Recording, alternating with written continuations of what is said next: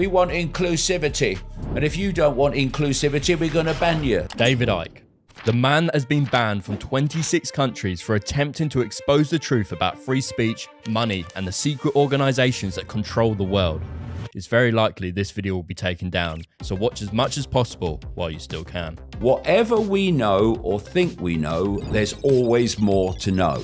Ask people what they'd really like to do with their lives, then ask them why they're not doing it. And they say, I haven't got the money, mate. Control of money is control of choice, and control of choice is control of freedom. But even now they're trying to shut down your events, aren't they? Oh, they own the sources of information that the people get their perceptions from. If everyone doesn't have freedom to speak, then there's no freedom of speech. And if you talk to a woker, it's like talking to someone looking down the wrong end of a telescope. It's what they call go woke, go broke, isn't it? They control your money, they control what you can buy, they control through fines where you can go. There comes a point, they don't bloody care if you know. Because AI is running the show now. Elon Musk. Artificial intelligence could be the end of humanity. And then he starts a company called Neuralink to connect the human brain to AI and computers. We don't have to fight the system. We have to stop cooperating with it, which is completely different.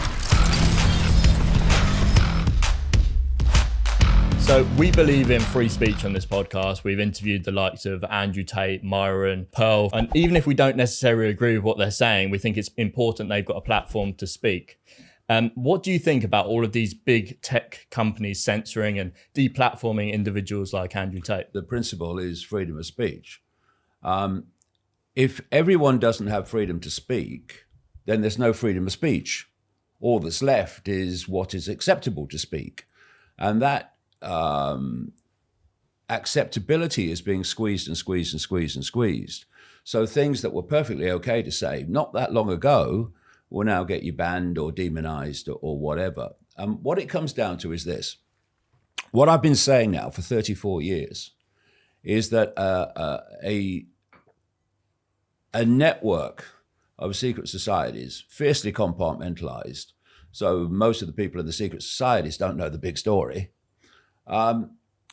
have been pushing the world towards a global dystopia.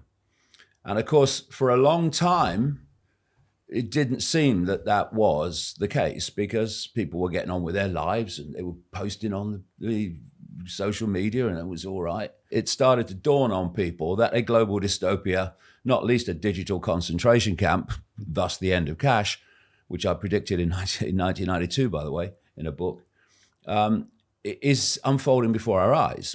15-minute cities, all the rest of it. The war on the motorists, the war on movement. So then you look at that and you think, and lots of people have said this to me, a few people can't control the world. It's not possible. Well, you know the sad thing, it's a doddle. It's a doddle because of two reasons. The second one I'll come to. But the first one is relevant to your question. Freedom of speech. What is that? Freedom of opinion, freedom of information. And how do we form our perceptions from information we receive? It might be a Facebook post, it might be the 10 o'clock news, whatever. It might be someone you meet. But we form our perceptions from information received. Now, from perception comes behavior. We behave as we do because we perceive as we do, and we perceive as we do because of the information we receive. So if you want to control people's behavior, you have to control their perception. And you do that by increasingly, through this hysterical level of extreme censorship now, you hijack the sources of information that people are hearing, so they only hear your narrative. People only hear one story. They're almost certainly going to believe it in the absence of anything to challenge it. So the reason we don't have free debate is because the official narratives do not stand up to scrutiny, even the mildest scrutiny. And thus, if you had an open debate, then the official narrative will be all over the floor. So what do? If you control the global media, if you control Silicon Valley, indeed you created it, you make sure you don't have that debate. And you do that by censorship. And I would make this point too, that censorship is not an expression of power. people with real power, people with self-security, they don't want to censor anybody. People who are confident that what they say will stand up to scrutiny don't want to censor anybody. They also realize that people having different opinions to you is the very foundation of human freedom. And once that's gone, it's over. There is no freedom. If you have a narrative you know won't stand up to scrutiny, if there is a perception you want to impose upon the people through suppression of the absence of any alternative, then open debate and the free flow of information terrifies you. So what we're looking at with this censorship through Silicon Valley, the media, and anything else that moves is not an expression of power. It's an expression of weakness. It's saying to you, we know that our narrative won't stand up, so we're not going to let it be challenged. But as we'll come to, in terms of how this, what I call the global co operates and its structure, if you look at where Silicon Valley came from, it came out of things like DARPA, the technological development arm of the Pentagon. It came out of InQtel or IQT, the technological development arm of the CIA. It's a cooperation, Silicon Valley. For reasons I can explain why the internet has become what it is. And so what you've got is two masks on the same face, and one is censoring to protect the other. So the narrative can become the dominant one and people don't hear anything else. And they're in the process of now playing it again. So the stadium in which this whole dystopia direction is played out is perception. Control perception, you control behavior. And what is human society? It's the sum total of human behavior, which is the sum total of human perception. This is where it all goes on. We can talk about Klaus Schwab and the World Economic Forum and Bill Gates and all this stuff, and that's all playing out, and we need to know about it. But what it comes down is who controls human perception? Therefore, who controls human behavior? And that's why freedom of speech disappearing is so fundamental to human freedom in general. This network, it would seem when you start to research it that it's all powerful. It's not.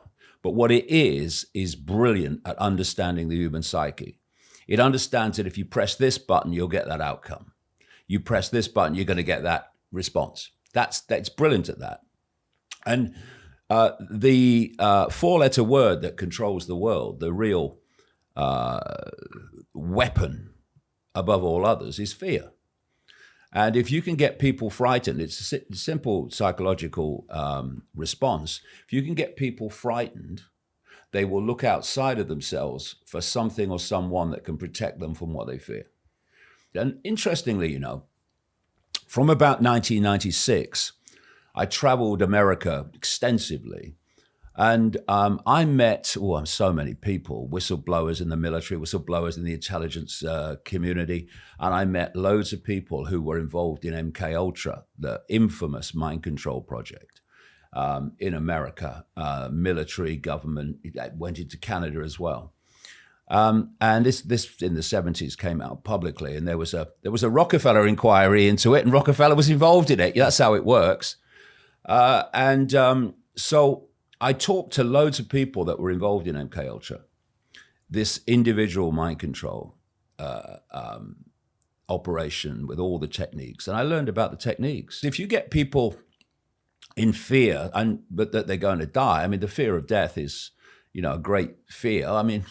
A fear of death, what is that? Fear of the unknown. So why don't we explore about death? Oh no, we don't want to do that. No, we'll just see what's on the telly and what have you. We won't explore the big picture and the big questions. Because if we realize that actually we're consciousness and there is no death, only death of the body, then maybe we won't be as frightened as we were before. So we'll keep them in fear of the unknown. So do you think with the internet nowadays, we've got more freedom, or is it an illusion of freedom that's designed to separate us with labels? If you look at the social media, first of all, the censorship means that people can basically only go so far, but it is a it is a vehicle for division. I mean, it's a vehicle for abuse. It's a vehicle for ridicule. And it's not a vehicle for coming together. And therefore, it's playing into the hands of this cult, because if you are a few and you want to control the many, you have to divide and rule the many. You know, you can't control 8 billion people when you're a relative handful by comparison, unless the 8 billion play a central role in their own control.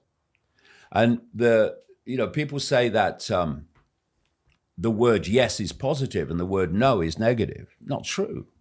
We've got into this mess. We've got into this unfolding dystopia by continually saying yes. Yes, sir. No, sir. Okay, sir. Anything you say, sir. Or, well, I don't want to do it, sir, but I'm frightened of the consequences of not doing it, so I'm going to do it as well, just like them. But just don't question anything. That's how we got into this mess. And it's no that's going to get us out of it. No, I'm not doing that.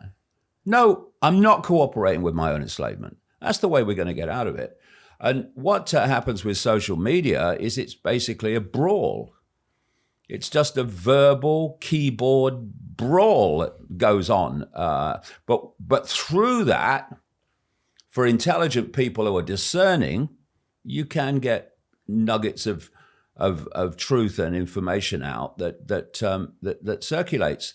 And let's look at the internet. It's an interesting point, because the internet now and social media now is not how it started out. I remember when it started, before it started, even if I was doing an event or I was trying to get information out, you stood in the street and you handed leaflets out. And then suddenly this internet came along. And we had the free flow of information for a while. And for people like me, it was fantastic. But, you put a fishing line out. And then when you catch the fish, you pull the fishing line in. Gotcha. And this is what the internet really is, I would suggest. First of all, DARPA, the technological development arm of the Pentagon, claims credit openly for the creation of the internet.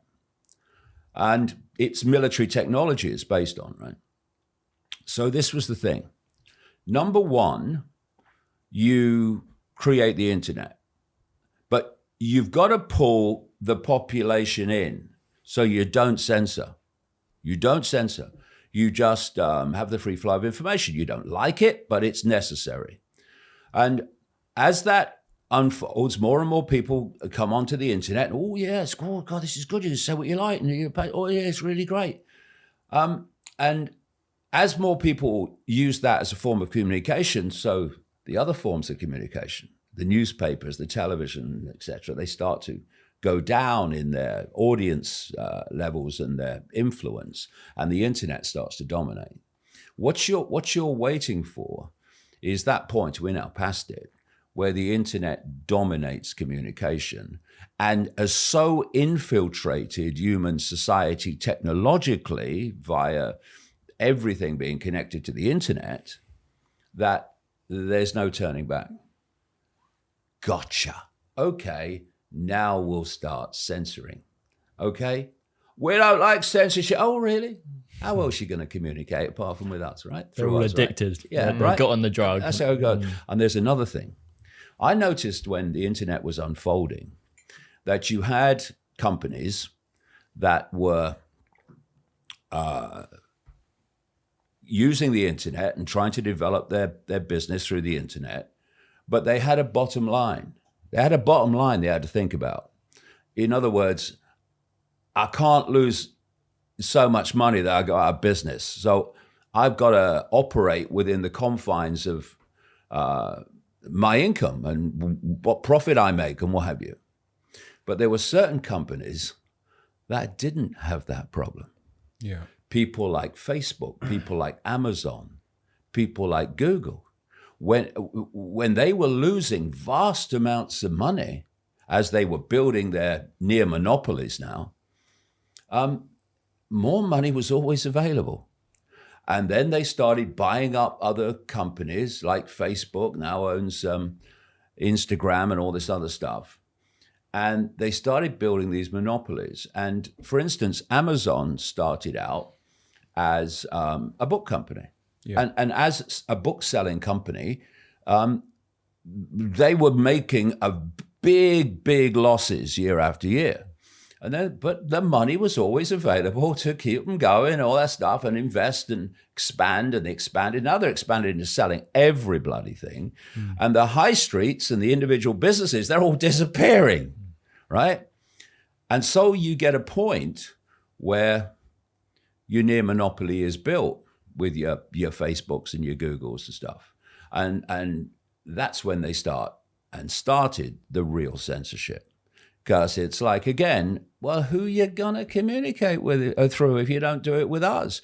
Google. Oh yeah, I'm gonna Google this already. I'm not getting the results. I thought, no. You know why? Because Google is fixing the search engine and only putting in the main pages what the system wants you to believe, and keeping out of those search engines stuff that because I saw it myself. You know, I would post things on my website in the early days. Boom, it would go straight to the top of the Google listings if you put the right word sequence in, right? You didn't have to put many words in to get me at the top. And now it just disappeared. And you get Facebook. I had about the best part of 1 million, what they call them, followers. I don't like that word, but people that were, looking at my stuff. And I was going up like thousands a week. Then it stopped. Shadow banned. Just stopped. Shadow banned. Just stopped. And then it started to fall, went down to 800,000 and fell. And then I was cut altogether. So the censorship kicked in once, just like with the internet, these major companies had reached a point of near monopoly. And with Amazon now, it's, if you're selling the kind of things that Amazon sells, it must be terrifying because they've got this vast amount of wealth that can basically dominate the market of any of it. And this has been systematic. So we're moving to a point in terms of business where the idea is that global sales, global production even, will be in the hands of an incredibly small number of corporations. Just as the media ownership has got smaller and smaller in terms of corporations to a handful now that basically control the global media. A handful of corporations basically control Silicon Valley. And this is a very simple process, which I've written about at length. You can pick this cult up in places like Babylon and the Middle East and Egypt.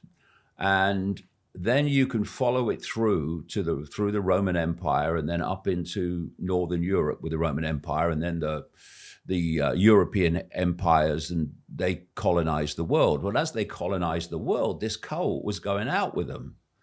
And then we had this point of decolonization, where apparently these countries got their so-called freedom back. But it was a sleight of hand. What was left out in those former colonized countries, actually formerly openly colonized countries, was the secret society networks and certain bloodline families that run the show. And they've gone on controlling those countries ever since. And so the colonization allowed this global cult to go global. And then you had globalization, which was the centralization of power in every area of our lives. And it's a simple kind of dynamic. The more you centralize power, it's now on a global level, the more or the fewer are dictating to ever more many.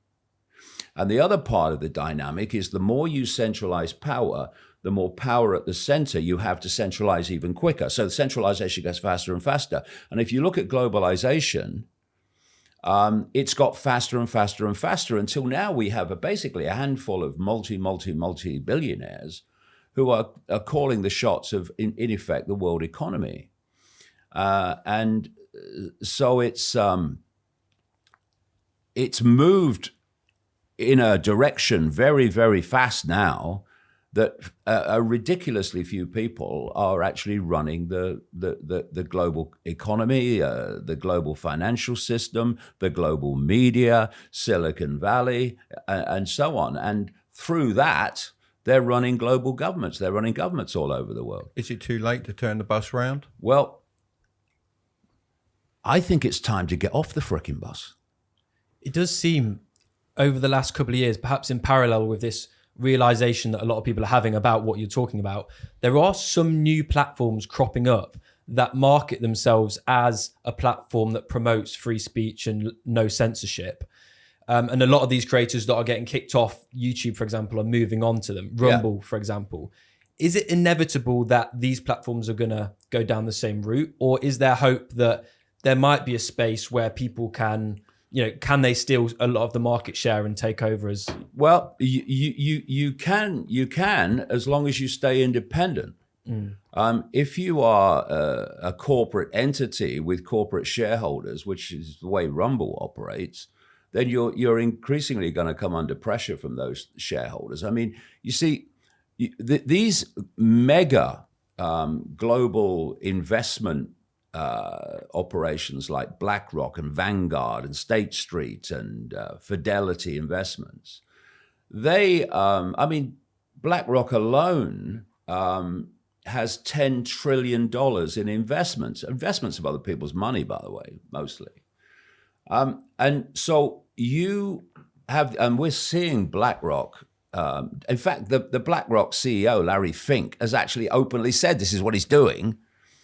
You invest in all these companies, and through that investment, you get a serious impact on the policy of the corporation, right?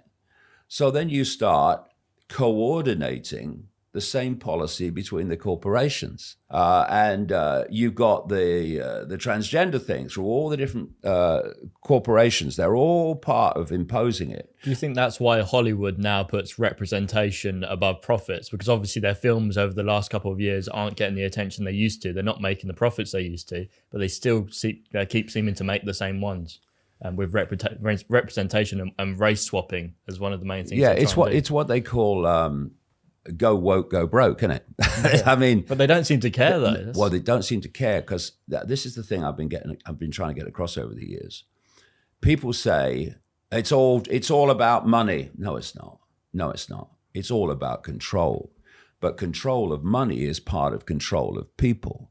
If you can control the distribution of money so that you have it and your target population doesn't, well, what is freedom? Freedom is the ability to choose. Freedom is choice. The more choices you have, the more freedom you have. The less choice you have, the less freedom you have. And in the world as it's been constructed, money is a massive decider of choice. Ask people what they'd really like to do with their lives, and then ask them why they're not doing it. And they say, I haven't got the money, mate. So money, control of money is control of choice, and control of choice is control of freedom, who has it and who doesn't.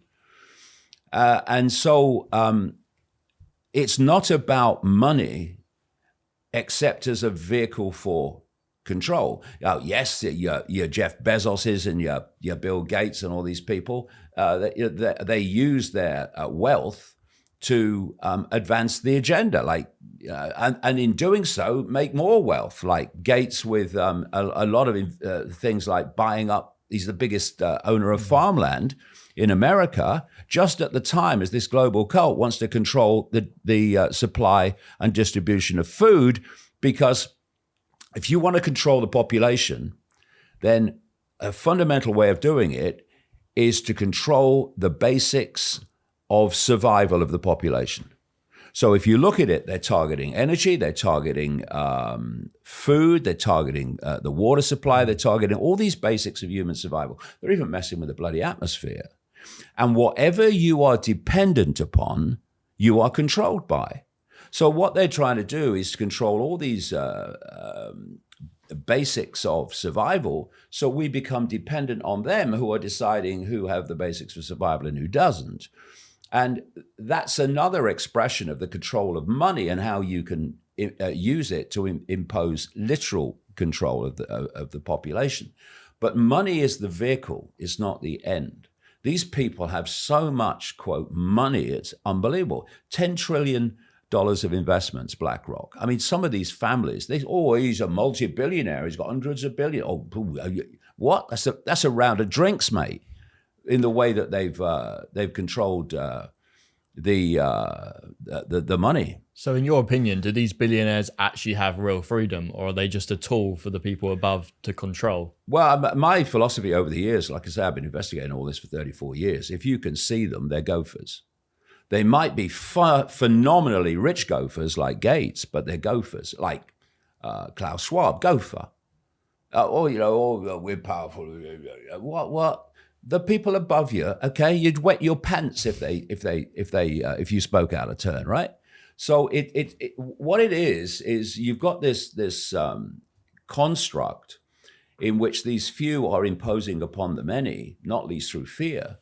But the hierarchy that's doing it is also a hierarchy of fear. They're terrified. So are these of the levels above billionaires them. in actual contact with the powers above, or are they just sent down the information as to how they've got to behave?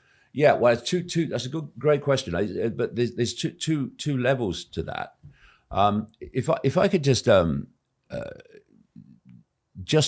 give a picture of how easy it is for the few to control the many if certain things are in place.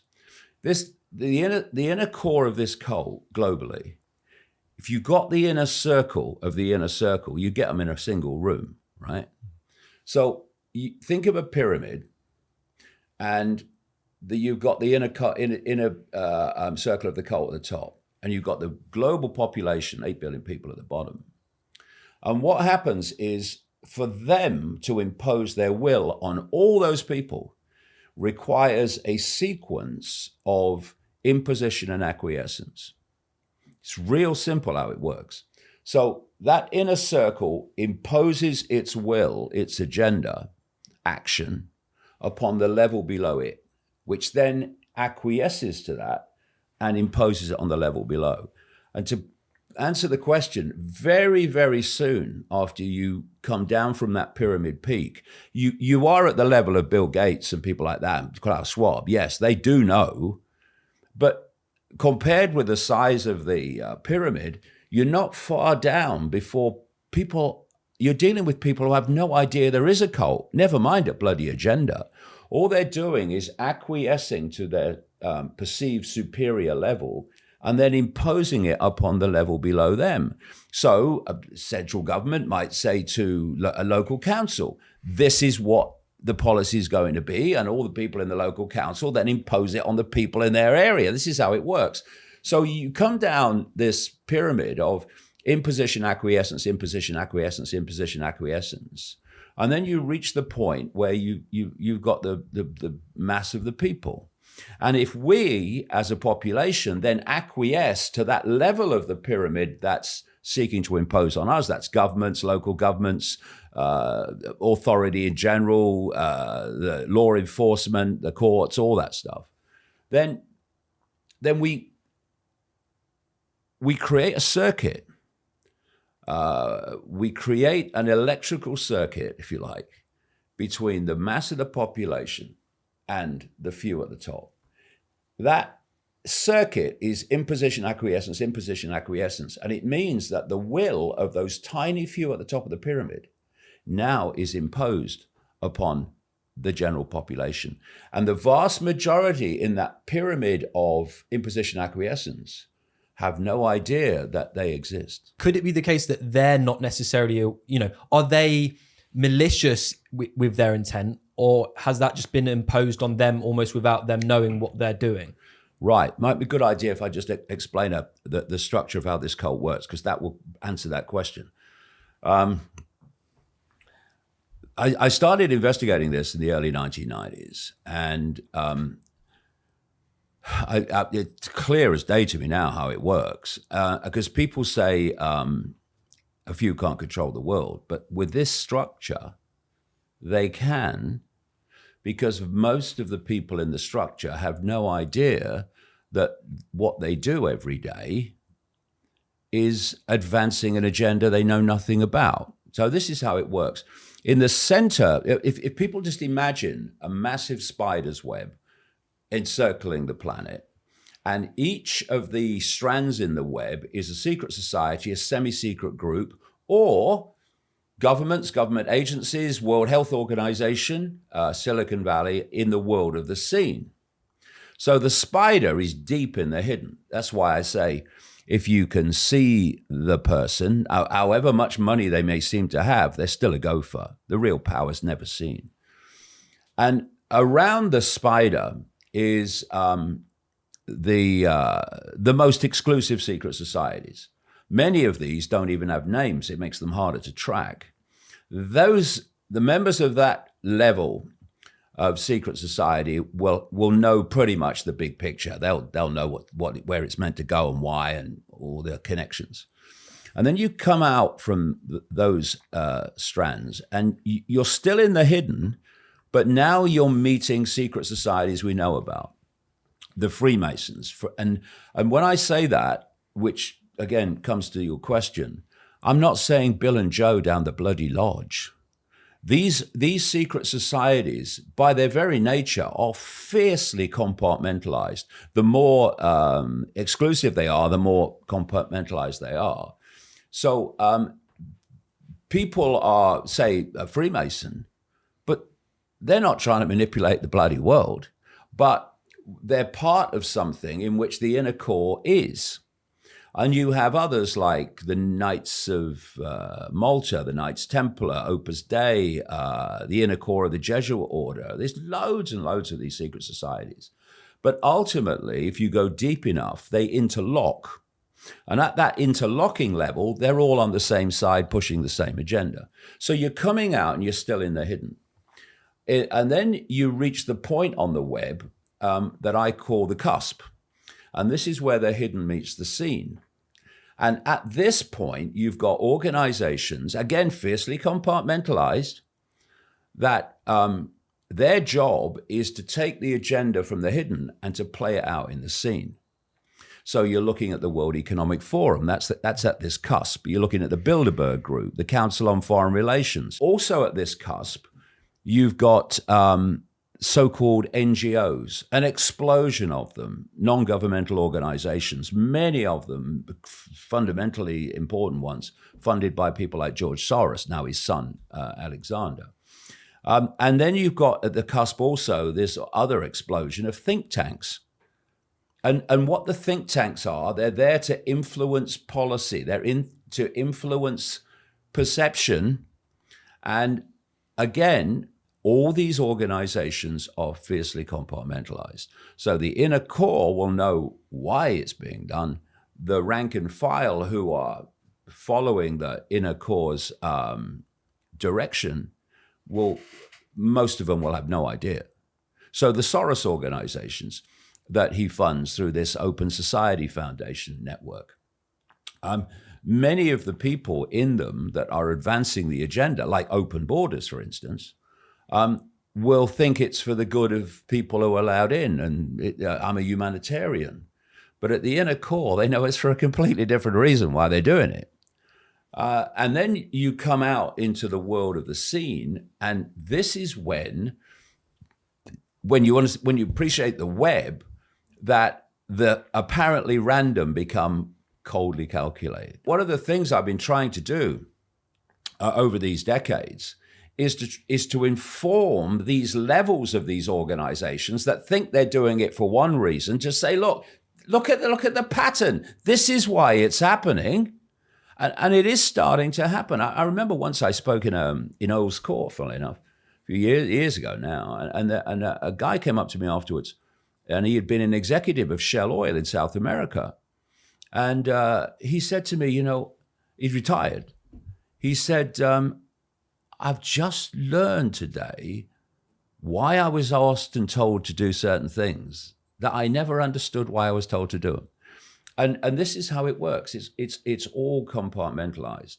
But once you grasp this this web structure, and we come out, like I say, into the world of the scene, that's when you start to understand why things happen and why people do things that make no sense otherwise. So, again, corporations, the banking system, governments, government agencies, Silicon Valley, global media, they're fiercely compartmentalized, but in all of them, there's a point where they attach to the web.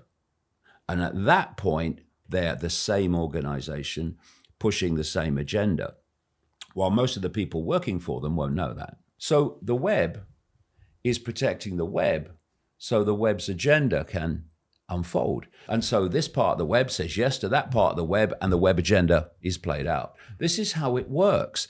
And it's like when people say, why do they do that? There seems to be no sensible reason why they would do that. Well, it's the web agenda. That's why it happens. You say that they've been running this agenda for years. When did it start, and what's the final outcome to it? Yeah, well, the outcome is very important, because I have this phrase, know the outcome and you'll see the journey. If you don't know the outcome that's planned, then everything's in random. When you know the outcome, suddenly daily random events become obvious stepping stones to that outcome. So knowing the outcome is very, very important. Well, like I say, you can pick it up in Babylon. You can pick it up going up through the Roman Empire, up into Northern Europe, and it gets bigger and bigger and bigger. From the perspective of how it's done, let's just put this structure in place. You've got this global cult here, and what it does is pass on advanced knowledge, A, of the agenda, and B, of the nature of reality, which is really, really important to keep from the people. It's nothing like we experience it. And over here, the same cult has created the sources of information that the target population receive and thus form their perceptions from. So it created the education system, or what passes for it. I mean, J.D. Rockefeller was one of the prime creators of the American education system. They own the media. They own they own science, overwhelmingly anyway. They own academia. They own all of this stuff. They own the sources of information that the people get their perceptions from, and they make sure that information is squeezed. And the information they don't want the public to know, they pass on through the secret society network. Now, this cult knowledge is way ahead at any point of what the public knows. So this is why someone like Aldous Huxley in Brave New World in 1932 was able to predict current events in terms of artificial wombs and all that stuff that's going on, and the use of drugs and such like. It's also why Eric Blair, George Orwell, was able to predict telescreens and this technological control system. It's how I'm being able to predict the future. People say to me, how did you predict the future? Well, I'm not predicting the future. I'm predicting the future that the cult plan wants to impose. And if you can uncover that plan, you can predict the future if nothing intervenes to stop the plan unfolding. And the reason I've been doing what I've been doing all these years is try to alert enough people so there is an intervention so it doesn't bloody happen. But if we're talking about where they want it to go, the end game. Up to this point, for reasons we've discussed, they've had to control perception by manipulating information and controlling information. The end game is to connect artificial intelligence to the human brain and the human senses so that our perceptions come direct. And this is not me sitting here pulling it out of the ether. These are the words of people like Ray Kurzweil, the Google executive and so-called futurist. And there's Neuralink as well, isn't there? Elon Musk's new chip. Well, Elon Musk. Artificial intelligence could be the end of humanity. As we know it, true. And then he starts a company called Neuralink to connect the human brain to AI and computers. I mean, don't start me on Elon Musk. As frauds go, this guy is major bloody league. Anyway, It's not a laughing matter, Dad. No, I know, but it's quite strong, isn't it? It almost is, because of the perception so many people have of Musk compared with actually just look at the evidence. But do you think that mask is slipping a bit though? Oh, because there used to be loads of fans, but now people are not too sure about it. It is starting to slip. Yeah, that's true, and it will go on slipping as well because you can't hide what you're actually doing in the end. Let me come to Musk when I've said this, because that will be in more context when I've said this. So what they want to do is connect artificial intelligence to artificial intelligence, AI, to the human brain. And what Kurzweil said a few years ago now, because there comes a point where if you're going to transform society, you have to transform society. You have to do it in a way that people can see it. You can go under the radar for a long time, and all these years when I've been saying, this is coming, this is coming, this is coming, this is the plan. Oh, no evidence of it, mate, no evidence, because it's under the radar. And then suddenly, bang, here it is. Oh, my God. In your face. Yeah, so there comes a point where you have to break the surface, because to transform society, you've got to do it in a way that people can see it's being transformed, what's going on. At which point, two things happen. One, you stop hiding it and you start sales pitching it as if it's a good thing. The Great Reset. Yeah. And if we attach to artificial intelligence, we'll be godlike and superhuman. That's a quote from Kurzweil, who bloody knows that it's subhuman thereafter. And then the other thing happens is once you've broken the surface and once you've entered the room and people are starting to go, what's going on? You've got to get to the end as fast as you bloody can. And that's why we're at breakneck speed now. And that end game is to attach artificial intelligence to the human brain so that perceptions come direct, which means that other perceptions can't manifest because your perception's coming from artificial intelligence. It's thinking for you.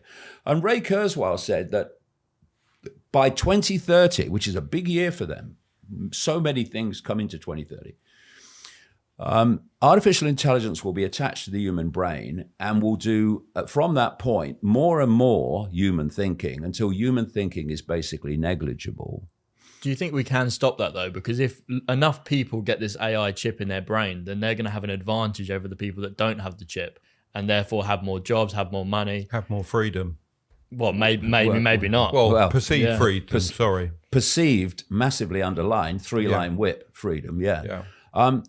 But the thing is about the connection to the human brain is, people like Musk are talking about, they're putting chips in bloody monkeys and all that stuff. I'll tell you about Musk. Musk's a front man. He's a out there sales pitcher.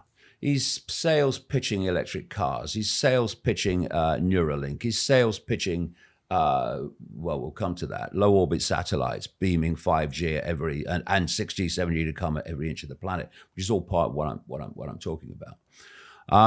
And he's a sales pitcher. So in so many ways, you remember those little rice-like microchips, or we're going to get microchipped, and thousands of people in microchip with those things in Sweden, for instance, so they can open doors, the lazy bastards, so you can't push it open. But actually, that is actually a diversion. You got to look for the diversions. All the time, there's diversions. You're on the motorway, you're on the freeway, and you're heading towards, you hope the truth. And all the time, there's slip roads to take you off. And one of them is the little chip, because the connection of AI to the human brain is nanotechnology. It's not stuff you can see. What Kurzweil has said is that the AI will connect us to the cloud. Now, what is the cloud? It's a massive electromagnetic field or fields that's 5G, 6G, 7G to come. And so if you want to connect the human a human body, everybody, to the cloud, then you have to have the cloud on every inch of the planet. Now, you can put up your towers everywhere, and you can do the urban areas and what have you, but you can't do every inch of the planet. To do that, you need low orbit satellites. And so Elon Musk is through SpaceX, everything's bloody X with him, is the leading guy, again, a front man. I mean, I watched an interview with Musk on the Joe Rogan show. And Rogan said at some point, I can't believe you've got to be an alien to do all that you do. And you're in this company, and you're inventing this, you're inventing that. Well, hold on, Joe. What if he's not? What if he's not doing any of that? What if other people are doing that and he's fronting it up? Pretty much more likely when you see how long he spends on bloody Twitter X every day. He's the key person of influence, isn't he? He can sell those things. He's selling the satellites with Starlink and all of it. We've actually got Starlink. So. He's a sales pitcher. Yeah. So what the idea is, he's got SpaceX has got permission already from the FCC, another cult-owned organization, control the regulatory agencies. You get what you want. Thousands, tens of thousands actually, of satellites, low orbit satellites, to beam this stuff at every inch of the planet. And the idea is that we are, through AI and this self-replicating nanotechnology, connected to the cloud. So the cloud starts doing our thinking. It starts influencing our perceptions directly. There's a reason why the cult doesn't want us to know about the nature of reality. Because if we did, then the world would just open up. And some very simple things would open it up. For instance, let's start with this.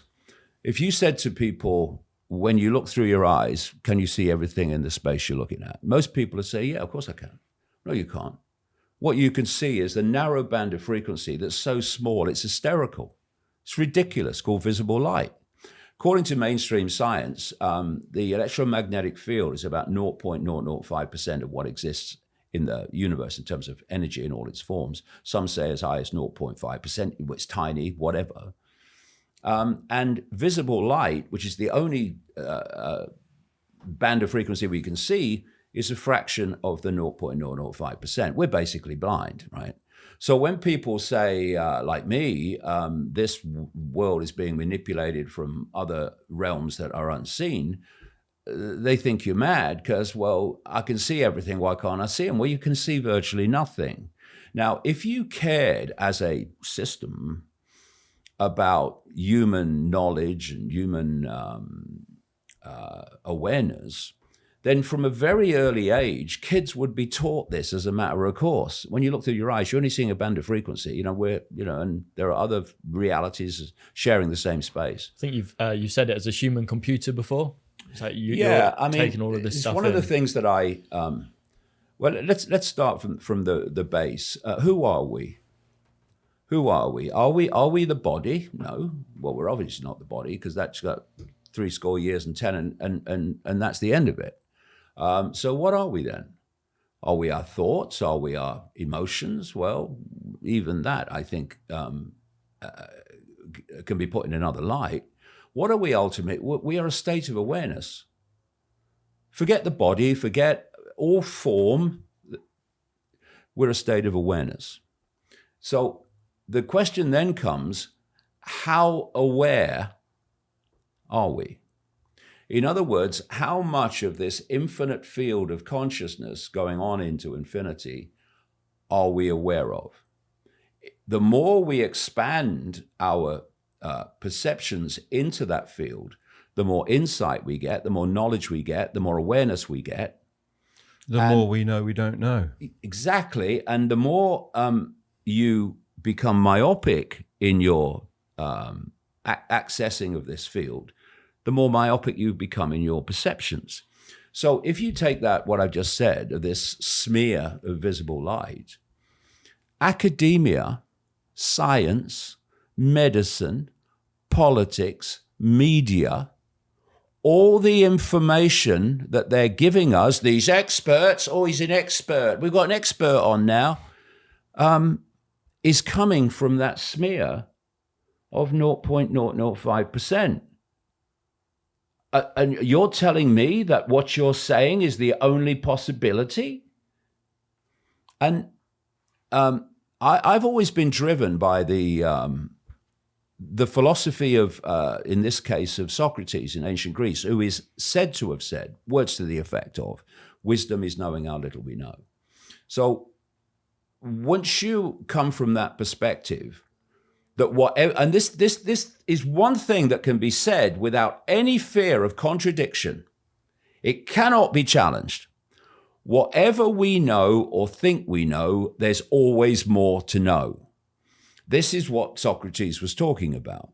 And thus, when you know nothing, there's a chance you might be open to knowing something and not shutting it out because you think you know it all and all you need to know. And so I've always been driven by that. So whatever I think I know at one point, I know there's a lot more to know. So I keep going deeper and deeper in the rabbit hole in search of what there is not to know. Do you think psychedelics could open us up to that wider spectrum, or even some type of technology? Well, I took psychedelics once in a Brazilian rainforest in 2003, ayahuasca it was, under a controlled situation. People who knew what they were doing. And I went into another state of consciousness, big time altered state of consciousness, for 5 hours. And a woman's voice, female voice, just took a female form, as loud as mine is now, talked to me for 5 hours about the illusory nature of reality, how it was not how we thought it was, and it was not how we experienced it. And I had instant recall of all the information afterwards for some reason. And I came back to England and I started looking at the different scientific disciplines. And I realized that if they'd only talk to each other, they've already got the fact that the world that we think we're experiencing is not anything like we're experiencing. But you've got the different disciplines fighting over funding and fighting over prestige. And they're at war with each other. So they don't talk to each other. And if you just take it back and you pick out the bits, they've already got, especially quantum physics and that whole area, I've got a tremendous amount of information confirming this reality is not how we think it is. But you have to keep that from the target population, because you don't want them realizing that they are consciousness, having a brief human experience, and thus have the power to dictate their own reality. You want them to think that who they are is a human body with its labels. So, and once you can get the population, for instance, to self-identify with the labels, like I am white, I am black, I am brown, I am Christian, I am Muslim, I am Jewish. And with all these new gender identities, it's getting a little bit worse. Well, that is a very significant point, which I've made many times over the last couple of years or so. Okay, they want us to self-identify with the labels of a human life. So that's who we believe we are. So when you say to someone, hello, nice to meet you, who are you? They'll give you their name, they'll give you their location, their birthplace, their job, and all that stuff. But they won't say to you, oh, I'm a point of attention within infinite awareness, nice to meet you. And the other person says, oh, yes, so am I, nice to meet you, I thought I recognized you. No, it's all labels, and so you want people to identify with labels, because then they're not identifying with the true I, consciousness, that which continues after what we call death. And so what better way to get people further and further away from that perception of self than to start subdividing the labels and subdividing the labels and subdividing the labels. So now we have people who self-identify the I, not with an expression of infinite awareness, a unique expression, but as whatever their sexuality is. Wherever they want to put it, you know what I mean? It's like, what? And what's happening is the myopia of self-identity is getting smaller and smaller and smaller. And as it does, you are perceptually, then in terms of influence, therefore, withdrawing from consciousness, expansion level of consciousness. And if you talk to a woker, I mean, it's like talking to someone looking down the wrong end of a telescope.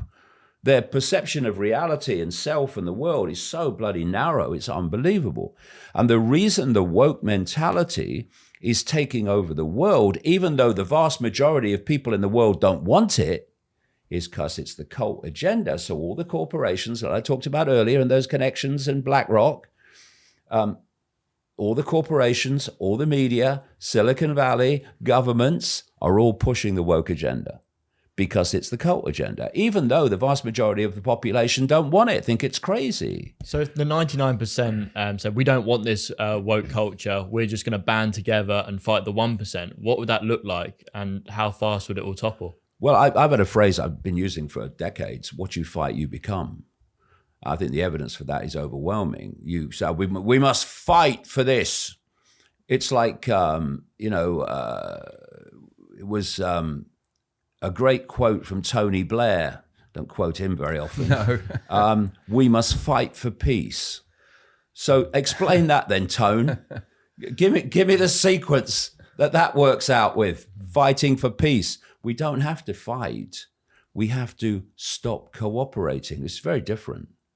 You know, if someone comes out the White House or Downing Street and says, we've had a discussion and this is what we're going to do, you don't have to go and smack Sunak in the mouth or Biden to stop it. You just say, not doing it. In enough numbers, not doing it. And, you know, I remember years ago, you'll remember this, the poll tax in Britain. I certainly remember it. Yeah. And the riots I've in read London. about it, yeah. Yeah, Margaret The Thatcher. yeah. downfall of Margaret Thatcher, really. Margaret Thatcher, who actually was the Iron Lady, except she wasn't. She was one of the most manipulated prime ministers in British history, but that's another story. All you got to do is let Margaret Thatcher think it was her idea, and you got it, really. But she came out with this poll tax, and it was a very unfair tax. And this was an interesting point. It affected the middle class as well as the working class. Now, if it only affected the working class, probably the middle class and the rest will go, well, it's not my problem. If it only affected the middle class, the working class will say, not my problem. But it affected both. So there was a unity. And lots of people refused to pay it. They didn't smack Margaret Thatcher in the mouth. They didn't fight. They just said, I'm not paying it. And what happened? Enough people didn't do it, and the poll tax not only got replaced, it brought her down, the Iron Lady, the impregnable Iron Lady. And all it took was enough people in relation to the poll tax saying, not doing it, not doing it.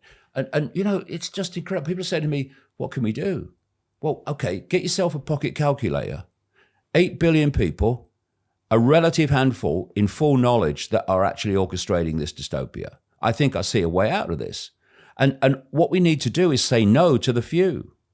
But first of all, we've got to get informed about how it's working. That's not so difficult now because, you know, you look at what people like Sadiq Khan are doing in London and this war on motorists, this war on movement. People are starting to see this now. And the cameras going up everywhere. Well, the cameras are not going up for you, Les. I mean, in part they are, of course. They're going up to police these 15-minute communities where you'll only be allowed out with permission. Do you think that's why electric cars are being pushed so much? Because they want the right to turn them off and on again and stop them going out of a certain radius? This is another thing. Know the outcome and you'll see the journey. Well, there's another thing. Know it's a scam and you'll see it's not being done for the reasons they're telling you. I've been using a phrase since the 1990s, which has actually got quite widely used now, problem, reaction, solution, where you create a problem and you blame someone else or something else for it. At the second point of problem, reaction, solution, you want a reaction from the public that is one of fear, is one of anger, is one of anxiety, is one of outrage, whatever the problem is. And it allows you, who've covertly created the problem, to, at stage 3, offer the solutions to the problems you've created. But there's another version of it, which I call no problem reaction solution. And that's when you don't need a real problem, you need the perception of it. Because the rest of it takes care of itself. Once the perception of the problem is there, even though it's not a problem, you can still offer your solution because people believe it. The idea, first of all, is the great vast majority of the population have no vehicles. They have no movement. And in 15-minute cities, as they're called, there's no need for movement. Are these 15-minute cities like the line that they're building? Yeah. Where everything's within 15 minutes? This is what the plan is. This is in their own documents. The World Economic Forum is pushing this. What you have, this is ULEZ cameras, anybody? You have cameras around that if you leave by vehicle, then they're number plate cameras. So every time you leave beyond what you're allowed to leave, and eventually it will be not at all, it's just a matter of sequence, you get fined. You know this £12.50 fine if you drive in London with the wrong kind of vehicle. That's just the stepping stone towards what we're talking about. And they're openly talking about these 15-minute cities now. The idea is within these communities, people work from home. Everything, overwhelmingly, people have cafes and stuff and everything that they, quote, need, according to the authorities, within that area. And you don't leave. And because this is all connected, the reason they want to go to a digital currency, and I wrote this in a book in 1992 called The Robots' Rebellion. The idea is, I said, was to get rid of cash, so there's no cash. Look at how cash is disappearing now, and replace it with a global, single electronic currency, ultimately, stepping stone towards it until you get there. And there's a few things about this digital currency. First of all, it's programmable. So it can decide what you can buy and what you can't because it's programmable. This is well known. And the other thing is that what you might say is, okay, we're going to have mass non-payment of fines in these 15-minute cities. I'm going to go out in my car and I don't care if you pick up my number plate, I'm not paying. With the digital currency, they'll take it out your bank account, right? And this back they do in China. No choice. And so electric cars, first of all, are to stop the vast majority of having vehicles at all, because they're so bloody expensive for a start. But there's another reason. You can't have an autonomous car that's petrol and diesel. It's got to be electric and it's got to be computer driven. So at the moment, freedom, you get in your petrol diesel and you drive basically where you want. There's some places you can't go and stuff like military bases, but you can pretty much go where you want. With an autonomous electric car, it will decide where you can and cannot go. Because where they don't want you to go, it will not take you. The computer will not drive the car there. That's the idea. And the technology for that is simple. They've got it on golf carts now, where they don't want you to drive in a golf cart, it will stop. You have to reverse. I know it sounds simplified. No, it's not simplified. It's, it's actually a wonderful example of what the plan is. I mean, I was in a taxi last night going to the talk, and the taxi driver was talking about the fact that, his car is basically autonomous. He can't let it be because the rules at the moment, but they'll change. But it's autonomous. It was a Tesla or something like that.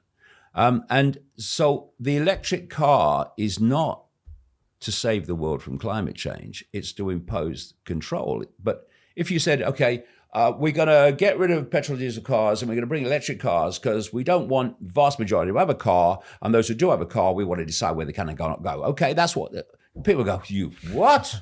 So you give them another excuse, saving the planet. Once you can't get out of that 15-minute city, do you not think that will shatter that illusion of freedom at that point? Do you think they're clever enough to be able to mask it at that point? Because for me, that would be the ultimate No. Just Yeah. to piggyback on that point, though, do you think virtual reality will keep people in their homes and feel like they have freedom because they can don the headset? Well, that's part of it. I mean, just to pick up that point quickly, the idea, and this is why they're rushing it so fast, because they have to get it in quick before enough people have sussed it to stop it, right? So you get it in quick.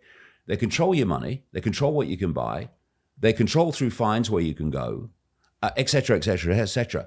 There comes a point they don't bloody care if you know, because AI is running the show now, and what are you going to do about it? Okay, you want to leave? Okay, fine. Okay, oh, you got no money. Oh, that's fine. You got no money now. Oh, by the way, we can wipe your bank account whenever we like. Thank you. This. They don't care. Once they reach a certain point of control through artificial intelligence, they don't bloody care if you know or not. And they're closing in on that now. You know, when you see all the people saying we don't want this, but they do it anyway, they're closing in on that now.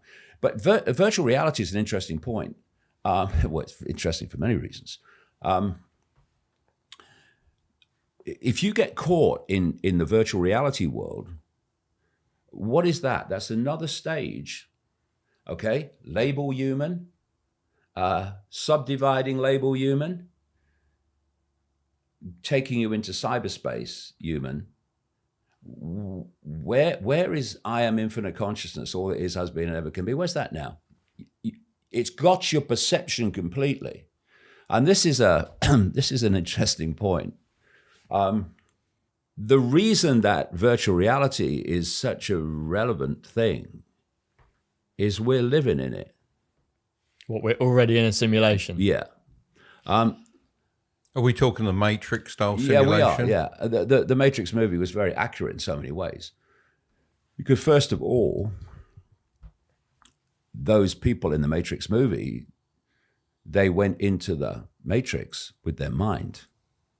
They were outside the Matrix. They went in the Matrix with their mind, and this is a mind game that we're dealing with. It's a perceptual control system, and we can talk at the level of censorship and manipulating perception that way. But as you go out, like wisdom is knowing what little we know. So what more do I know? I know. What more don't I know? And you go out and out, you realize that the control of perception is, it's almost laughable. It's so fundamental for this reason.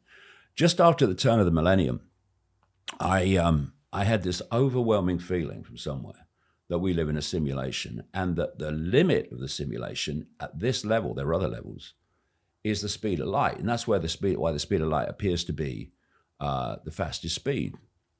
But of course, it's well established that particles can communicate instantly, way beyond the speed of light.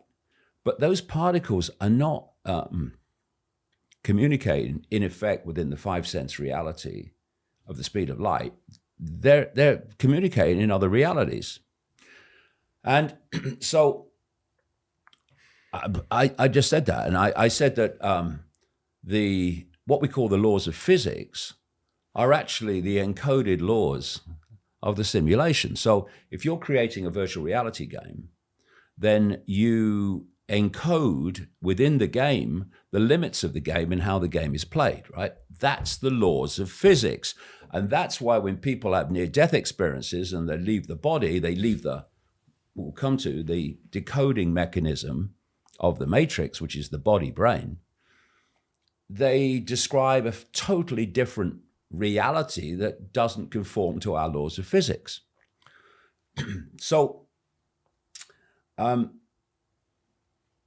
talked about that. And then I started to notice, as the years passed, that more and more mainstream scientists were starting to talk about the possibility we live in a simulation. When I got that feeling, I looked around for others, and I just found Nick Bostrom at Oxford University. He was talking about this is probably a simulation, but the way he described it was different to the way I see it. But at least he was talking about it. And more people in science have started to talk about it, more and more the nearer we've got to present day. And I read an article in April 2021 in Scientific American by an academic, in which he said that he concluded this is a simulation, and that the limit of the simulation is the speed of light. And he likened the speed of light to processing speed.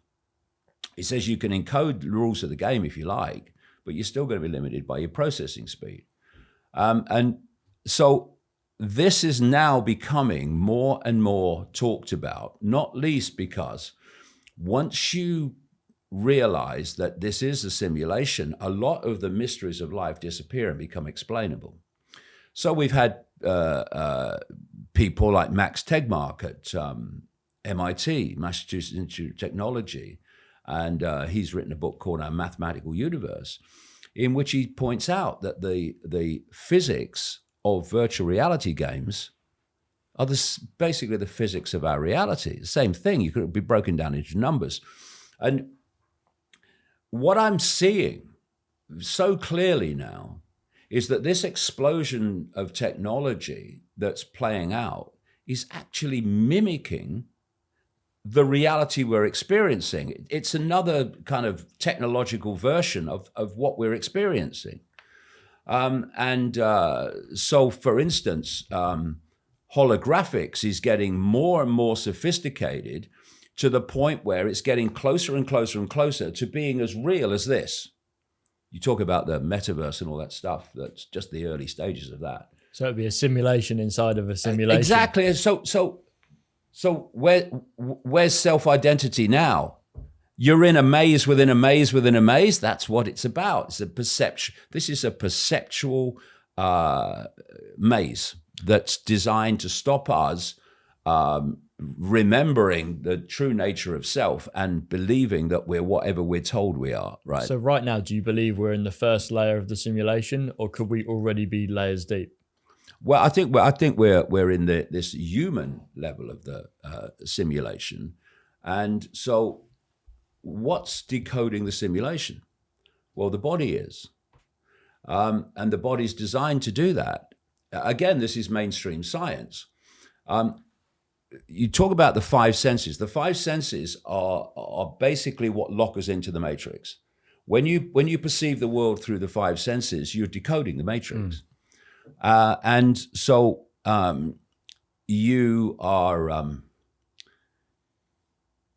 looking, again, mainstream science, at a situation where the five senses pick up frequency information. And the easiest way of describing how this works, again, the computer technology is mimicking it, is a computer and Wi-Fi. So the simulation is actually a field of information. It's not a construct. It's a field of information, like Wi-Fi. And what the body is doing, the five senses and the brain are doing, is decoding that information into this reality, which we experience as outside of us, but is actually in here. And so if you look at how it works, again, like I say, mainstream science, the five senses pick up wave field information, waveform information from this field of information, like Wi-Fi. And it turns it into electrical information. I mean, sound waves are a classic with the ears, but they all work like that, including the eyes. They turn these frequencies into electrical information, and then they are communicated to the brain.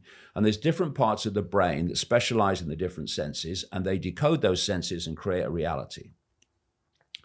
And so we perceive the world outside of us, and we perceive it to be solid. It's holographic, digital holographic. This is what this reality is in here.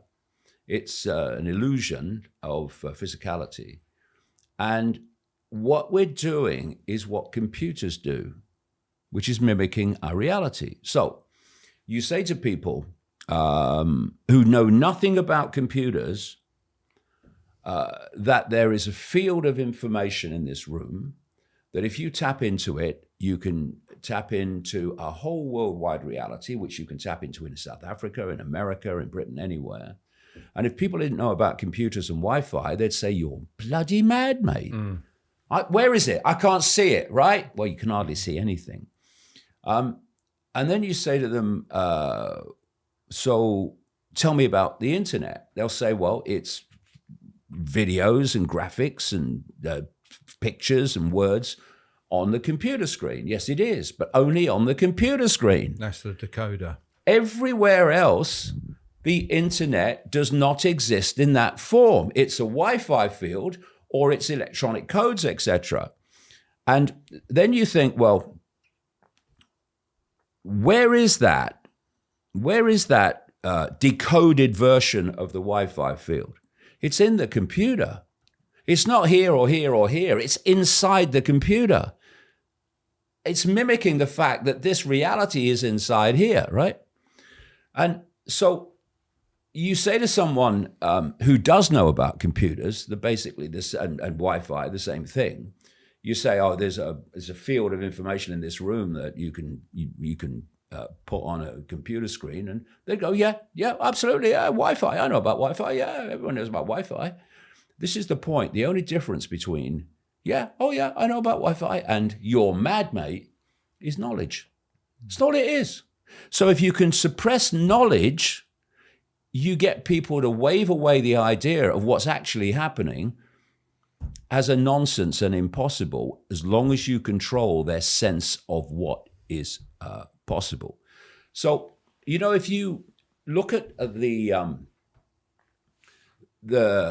these different encoded sequences within our reality, like pi and the Fibonacci number sequence, the fractal patterns which relate to the principles of holograms, of golden mean, golden section, divine proportion, all these things, where whether it's the way a plant grows, the way a tree grows, the way a storm develops, or the proportions of the human face, they just recur everywhere. I say they're computer codes. That's why they recur everywhere. They're computer codes within the simulation, and the genetic code is a computer code. And so you've got the Wi-Fi field of the matrix, and then you've got the body biological computer that decodes the Wi-Fi field into this reality. And that's the level of perceptual illusion that we're being subjected to. Now, this cult over here at the inner core knows that. Much of the cover army within the cult doesn't know that, but the inner core knows that. It doesn't want the public to know that. And imagine the perceptual power of control and manipulation if you know that and they don't. And like I say, the way that we're manipulated is just so vast and fundamental, but the answer is always the same. We take control of our perceptions back. If you have a dream and it's a dream. Have you ever had that? I have quite a lot of them. Like a lucid dream. Yeah, well, you're in a dream, but you're aware it's a dream. So the dream stops having an effect on you. You're now observing it. It's not like, oh my God, what's going to happen? Oh God, it's a cliff. Oh my God. You're just observing it because it's a dream. It's an illusion. You can get to a point in this reality where, okay, we're in this reality because the body is decoding it, because that's why this is the only reality that most people ever see, because it's being decoded for them. But you're in this world in that sense, but you're not of this world because you know what it is. It's perceptual trickery. And you don't get pulled in with the drama and all the things that pull people in. And then, they realize they were irrelevant, but they pulled them in at the time.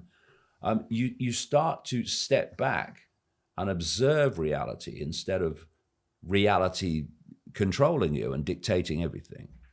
And the more that you reach that point where you become an observer, the less and less control this reality has over your emotions and over your perceptions. Would you call yourself a glitch in the matrix then? I hope so. It's glitches in the matrix. What are they? Like deja vu, stuff like that. But they're things. They are perceptions in this case that do not reflect the matrix program. So it starts to disturb the program. And the more people that, and of course, I mean, people say, oh, I wish there were more people awake. Well, yeah, so do I. But my God, if I go back to 1990, 91, and I mean, I couldn't fill a phone box with interest. Now you look at it. But even now they're trying to shut down your events, aren't they? Oh, yeah. Well, we're calling it the current tour in Britain, the only place I can go, because I'm banned from 26 European countries and Australia and what have you. And how does that feel? Just out of interest. Oh, it's just a confirmation that I'm onto something. Because when you're invited to speak at a peace rally in Amsterdam, and within days you're banned from 26 European countries of the Schengen system, because you're banned from one, you're banned from them all. And I was banned from Amsterdam, from Holland, so I was banned from 26 countries for 2 years. And they've said in our challenge in the court to that if I haven't changed my views at the end of the 2 years, then it can be indefinite, the ban, right? Yeah, so, I've heard that it's lots of anti-Semitic groups targeting you and saying you're saying certain things. But obviously, like you said today, you don't believe in labels. We're all a consciousness. Yeah. It doesn't make much sense why they would be targeting you. You've hit on a very important point here.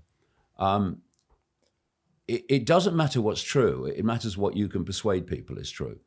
So I get called anti-Semitic. The gentleman that invited me to speak in Amsterdam and has led the campaign to get my ban overturned is a Jewish bloke, Mordecai. I mean, it's ridiculous. But you see, it's not what is, it's what you can make people think is, and then they'll respond. And they'll think, oh, yeah, we're fighting fascism. Oh, what do you mean, with fascism? Yes. Oh, yeah, okay. And so they try to stop your meetings. So they're becoming what they're fighting, like you said earlier. What you fight, you become. But they're trying to stop your meetings, but they don't know that you're actually saying, look, we're all one consciousness. We're all different expressions of the same consciousness, and the labels are just dividing us and diluting our sense of who we are, which is an absolute inversion of he's a racist. But inversion, if you look at this world, it's all inverted. Everything is upside down.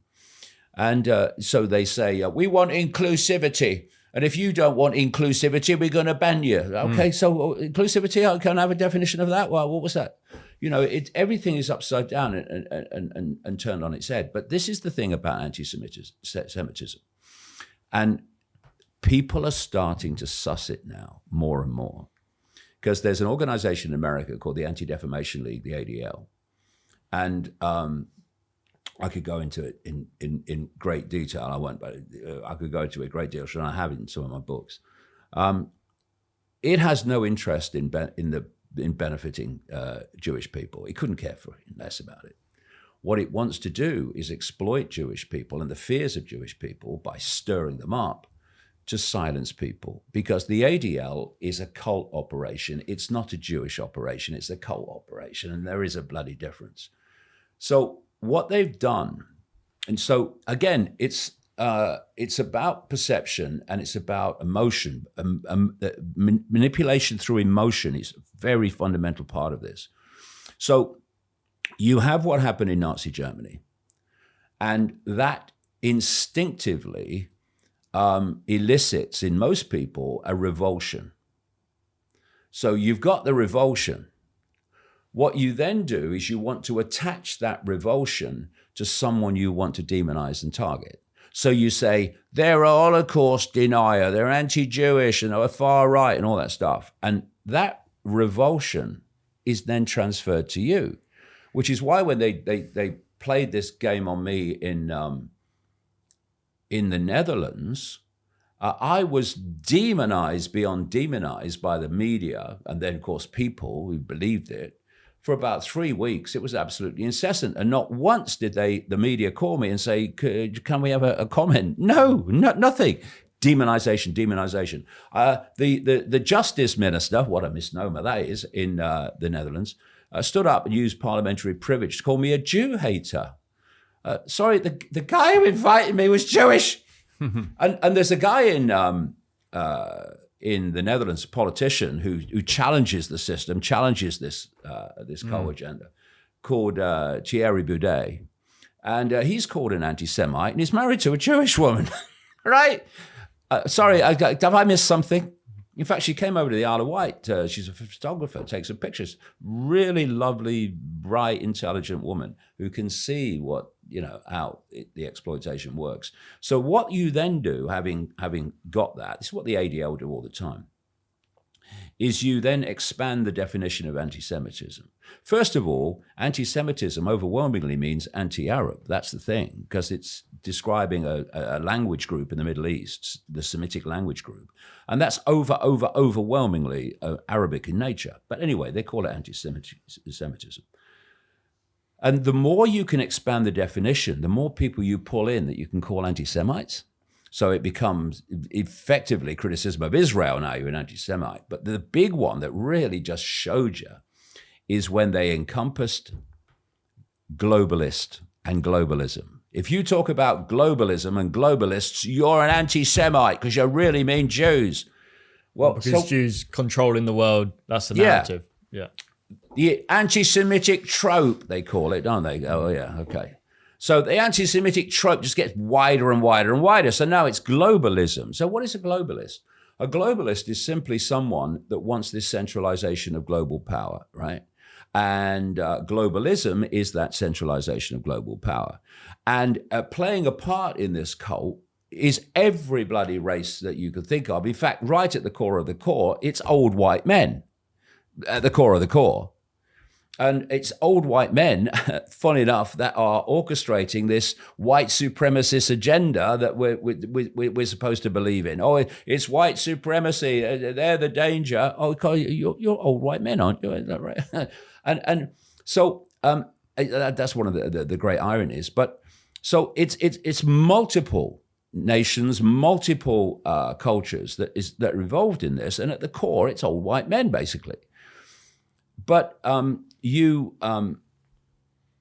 still call globalists and globalism anti-Semitic because that's an anti-Semitic trope. You really mean Jews. No, I really mean globalists. But if you hear the same thing often enough, and the media are pushing this agenda all the time, I can hardly see my name mentioned in the media. Not that it's mentioned much now at all. I've gone from being ridiculed and abused to being ignored largely, which means you're really getting somewhere when they start ignoring you. But when it is mentioned, it's Holocaust denier David Icke. Sorry. Or conspiracy theorist. Yeah, conspiracy theorist, yeah. So we can dismiss you for that. Yeah, and that's the other thing. They're talking about conspiracy theorists in this court case when we're challenging the Dutch thing.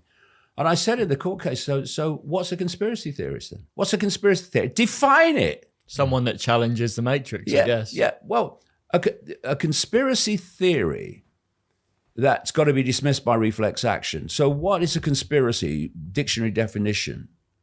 It's two or more people conspiring, getting together to manipulate an end, usually illegal. So under that definition, the conspiracies are everywhere. And people say, to me sometimes, you see conspiracies everywhere. I don't. I see one conspiracy to create a global dystopia with multiple faces. It's the same conspiracy I'm talking about, just the multiple facets of it. So when you're faced with all this stuff, again, it's a bit like, the thing I said about the dream. You take a step back and you observe it. And okay, they've just banned me from 26 countries. So I must be saying something right then. The same network banned me from Australia. I must be saying something right then. Because if I was no threat to the agenda, to the cult, they wouldn't ban me. They wouldn't care less. I mean, there's lots of people, they're saying less extreme things than I am from a normal point of view. But there's lots of people who are saying some things about the cult and what have you that don't get banned. They get invited onto mainstream television programs and stuff like that because they're not a threat. I'm going deep in the rabbit hole to the levels that we've chatted about today, and there are many others, and thus I am a threat. And so on one level, they try to call me a nutter, So I shouldn't be a problem to anybody, should I? I mean, I'm crazy. Just leave me to it. I'm not a problem. Anyone who's going to believe me, I'm a nutter. How hard has it been being David Icke?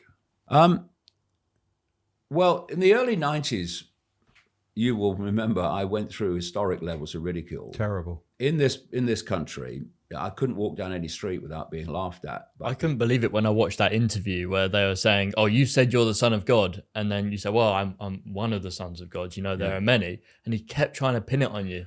Yeah, I mean, it's a long story, but what I was trying to get across in a bewildered daze at that time, because things were changing in me in 1990, 91. My whole perception was being transformed, and between the start of the transformation and the end, which was about 3 months, I didn't know what the hell was happening to me. What I was trying to get across is that we're all expressions of that consciousness we call God. I say it in a different way now because I know more, but that's what I was trying to get across. The thing is that when you go through the historic levels of ridicule that I did, one of two things happens. You either disappear, never to be seen again. Which I guess is what they want. Yeah, or it's the fire that hones the steel. And, people say, I'm offended. Well, that's a choice. I choose not to be offended. And they're offended because of their labels that they've attached to. Yeah, exactly. But, being offended is a choice. You don't have to be offended. And if you're offended, what you're saying is this person has power over me because they've offended me. They've affected me emotionally. I'm not offended by whatever people say about me because couldn't care less. What's more, they have a right to say it. It's called freedom. It might be nonsense, yes, but they have a right to speak nonsense. Because if people don't have a right to be wrong, then some authority is deciding what's right and wrong, therefore what can be said and what can't. The right to be wrong is a fundamental human freedom on which all other freedom of speech depends. You can disappear and hide, or your backbone turns to steel. But not even that. It's like I said earlier, we don't have to fight the system. We have to stop cooperating with it, which is a completely different thing. And I refuse to cooperate with the ridicule by being offended. So, some of the things they said were quite, it made me laugh. I mean, remember Jasper Carrot, the Brummie comedian. He said, because I was born in Leicester, he said, David Icke can't be the son of God. He said, because you'd never find three wise men and a virgin in Leicester. Which, I mean, you could go, or you can laugh because it's funny. And so the reason I think that I had that experience was it was absolutely essential to everything that's come, because it cleaned me out of the prison that most people live in, which is the fear of what other people think. When you go through that level of historic ridicule, you either let the fear of what other people think go, or you get destroyed by it. And if you said to people, why aren't you expressing your real opinion? They'd say because of the response and the reaction of others, because you fear what others think about you. If you ask people for their top few fears, massively, it would be speaking in public. Why are people not frightened of people? Are they frightened of speaking in public? Because the audience has been given the power. They've given the audience the power. How the audience responds to me is the arbiter of how I am and how I feel and what the experience is like. Once you reach the point where you say the audience has a right to respond to me as they choose, and I have a right to express my opinion as I choose, and I'm not attached to how they receive what I say, I'm just attached to what I say and supporting it with evidence. then it doesn't matter if you're talking to 10 people or 100,000. There's no fear in speaking to people, because you've taken the power back here. You're saying, I have the right to believe this. You have the right to not believe it. That's the deal. So how you respond to me, that's up to you. It doesn't affect me at all. But because of people not having that sense of security, their sense of self is dictated by how other people see them. This is where groupthink comes in, where you may not agree with everything in the group, but you're not going to say so because you fear how the group will respond. And so more than ever today, with the woke mentality, people are terrified of speaking their mind. They're terrified of saying what they really think because they fear the consequences and the reaction of others. And that creates the worst kind of censorship, which is self-censorship. Because self-censorship means there's no debate, there's no argument, there's nothing, this just doesn't get said. And when it doesn't get said, only the official narrative is ever heard, and we know where that leads. So going through that level of ridicule meant that I let go of the fear of what other people think. And given, I didn't know at the time, but given what I was going to talk about further along, which was really, really far out, if I'd have still retained that concern about how other people saw me, I was not going to talk about that. Once it had gone, you just open your mouth and you say what you think. You know, you don't go through this mental gymnastics. How do I say this that they won't think I'm crazy? What do I leave out so they don't think I'm crazy? You just say it. Because the deal is, this is what I think, and what you think is entirely up to you of what I say. That's called the free flow of information. And that's how we learn from each other, by hearing. There's no one that's not got anything to say that's valid, nothing at all, no one. So let's hear it. And then we'll all learn from each other, and we'll know more about what we didn't know before. The key reason why perceptions matter is perceptions generate frequencies. This is mainstream science. And the frequencies we give off relate to the nature of the emotions and the thoughts that we have. So fear and anxiety and depression and resentment and regret, all these things are low, slow frequencies. And joy and happiness are very high frequencies, are very much more powerful frequencies, actually. And so if you can manipulate through this simulation the vast majority of the human population into low frequency states, then they're giving off those frequencies. And one of the things I've learned over the decades is that there are entities in the unseen, very close to this reality, but outside of it visually, that feed off those energies. There's a great line in the first Matrix movie where the Morpheus character makes a statement that is probably the truest statement ever made in a fictional movie. Not fictional, really. He held up a battery and he said, the Matrix is a computer-generated dream world designed to turn humans into one of these. And we are being turned into energetic generators of low vibrational energy, which these entities, which are called the demonic in various religions and cultures, they feed off that. And if you can keep creating wars and conflict and suffering and deprivation and stuff, you are going to generate enormous amounts of this energy, which is what they're feeding off. And so if you look through history, it's just been one after the other, one after the other, one after the other. And if you travel the world too, I mean, I've been over 60 countries or so now, the last 34 years. Most of the human race is not having a good time. They're trying to survive another day, kids in mines and, most of it in Africa and South America, Central America, Asia and all that stuff. They're not having a good time. and therefore, they're in these low vibrational states, giving off this energy, which these demonic entities are feeding off.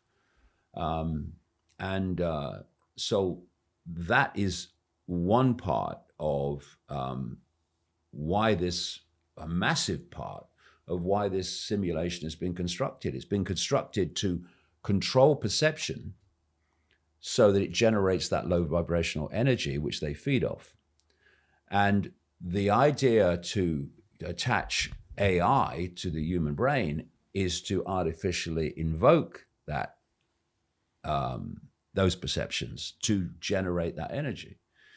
But if you are in an audience, which is the kind I speak to, that is starting to awaken beyond the program and start to tap into consciousness, high vibrational consciousness, then, and especially when you're stimulating that by the presentation you're doing and the information that you are presenting, then that high vibrational energy comes off the audience. And of course, it becomes an amazing electromagnetic field. I understand you're working with your son quite a lot now, as I do with my son, who's my business partner. He's responsible for all my online social media and everything. So how do you find working with your son? Oh, brilliant. Well, it's not Do you have arguments? No, not really. Not very often, no. But you mean once he works out you're right, he gives in? Yeah. Or you work out he's right yeah, and you give in? What is it Brian Clough said? What happens, Brian, when someone disagrees with you? Well, I call them in and he sits down and we have a discussion and then we decide I'm right. All right, that's Brian Clough. But no, I get on great with them, and they are. I've got my daughter Kerry. She's very much into all this too. And then there's Gareth, and then there's Jamie. Jamie, who created Iconic, it's a great media platform, and he's worked with me since he was a little boy. Really, he's come through. But one of the things I've never done is say, this is how things are, this is what you must believe. I think that's a form of child abuse, really. They've had access to the information, but I've let them come to their own conclusions. If they wanted to say, Dad, I don't agree with you, I'm going to be a Christian, well, all the best, mate, I'll see you at the weekend, I mean, it's their right, it's their choice, but they've chosen to see that the information makes sense. What impact do you wish to leave on this world? I just like to see a world where everyone has the right to their opinion. We have the free flow of information and view. And we have two things, both relating to respect. First of all, self-respect. That's something that's not seen for the vital, important expression of us that it is. Those people that do what authority wants without question have no self-respect. Self-respect would say, okay, I'm hearing you, but I'm going to check this out. The second group says, I don't want to do what you tell me, but I'm going to do it because I fear the consequences of not doing it. There's your self-respect gone. You've conceded your self-respect. Those two mentalities have been responsible for every tyranny in history. Because fascists and communists don't bring in fascism and communism, there's never enough of them. What brings it in is the population's acquiescence to the few who bring it in.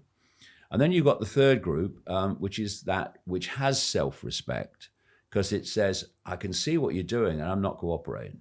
I don't care what you say about me. I don't care what you do. I'm not cooperating. It's self-respect. My self-respect won't let me not do that. And it's self-respect in that third group that's brought down every tyranny in history, because they've not cooperated.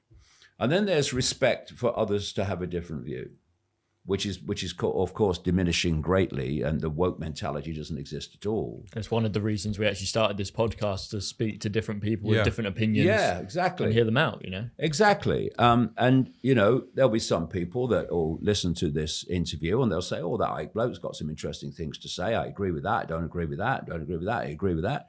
And that's fine, because that's their unique spin on their own perception. They're not getting their perceptions off a bloody shelf. They're coming to their own, which is all that I'm looking for. Speaking of that, when David Icke leaves the world, who will carry on that torch? Who will carry on that message? Well, I hope by then there'll be enormous numbers of people that will carry it on. My son's certainly doing, and Kerry, my daughter. But would you count Andrew Tate as one of those people carrying it on, or is he slightly different in your opinion? Well, I don't know a lot about Andrew Tate. I mean, I've heard the stories. What I would say is that there are many, many people who've got a bit of the puzzle and not got a lot of it.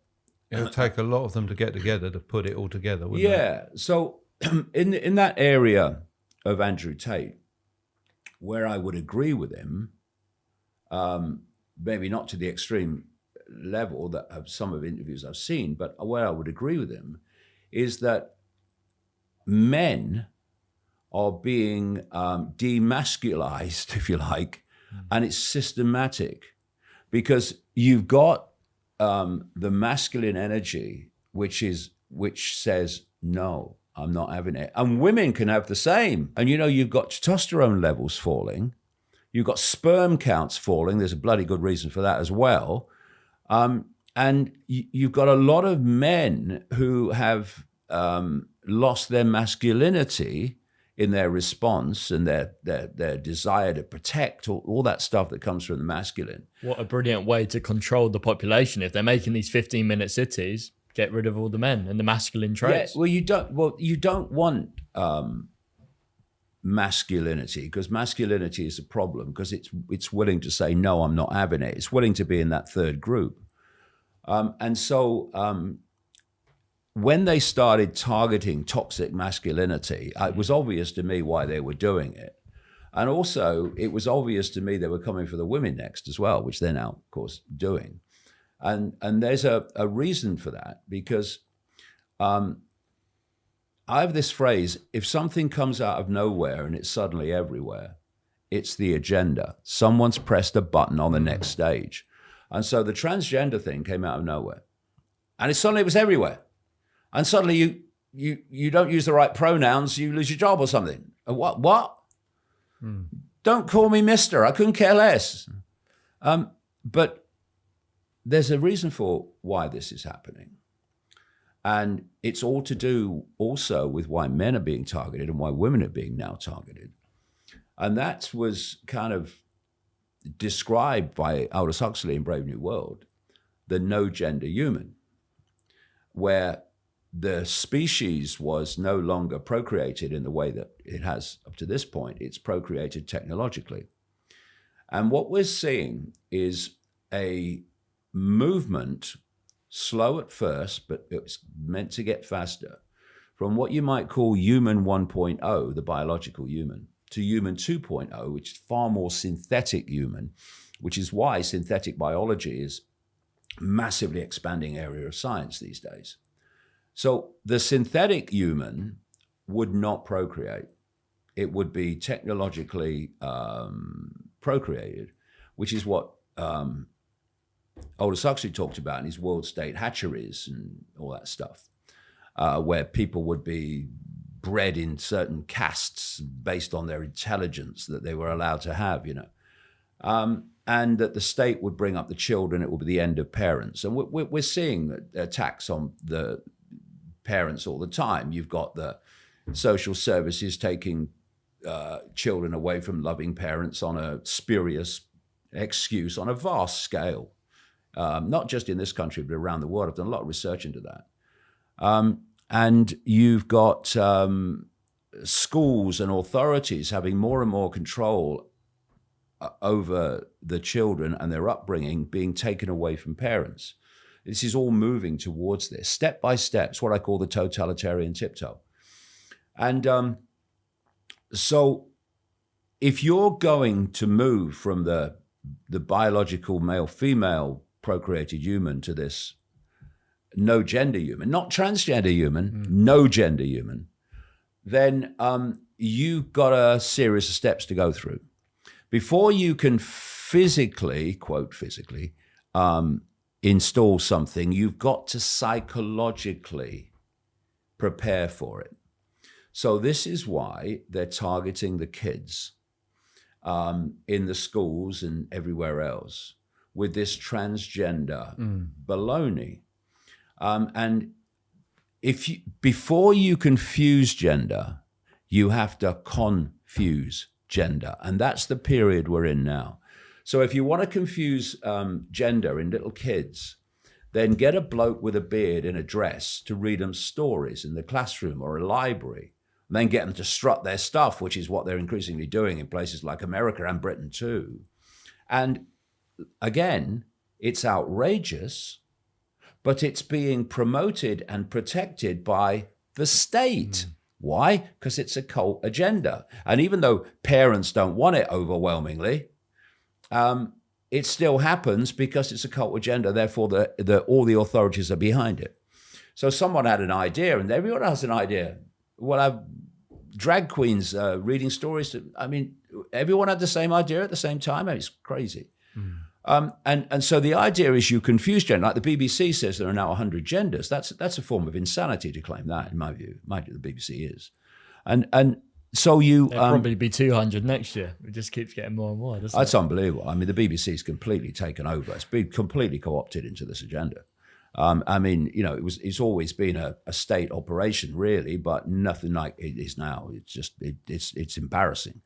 So you're confusing gender on the road to fusing gender. And so the transgender activists, some of them will know this, but most of them will not, need to understand they're being played like a stringed instrument. They're just being used as a vehicle towards the no gender human. So everything connects in the end. It's a vast web, and all these different apparently random dots connect. And so that's really why the transgender thing has come out of nowhere, and everything is pushing it. Corporations, governments, everyone's pushing it, even though the public don't want it, because it's the agenda, and that's the real reason for it.